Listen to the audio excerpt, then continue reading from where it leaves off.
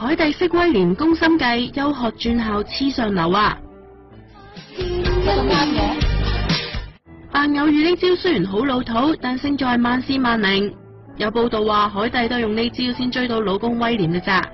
英國星期日郵報皇室記者喺新書度大爆海蒂追威廉嘅過程，話佢用盡心計先識到威廉。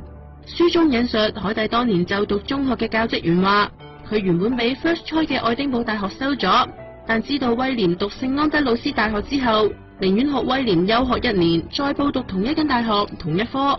同時又透過朋友參與上流社會嘅學生聚會，終於俾佢喺1999年成功識到威廉啦。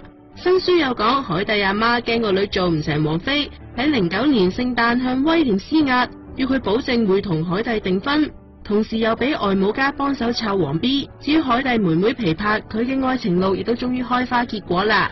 有傳佢同拍拖半年嘅男友已經喺7月訂咗婚啦，明年春天就會出嫁。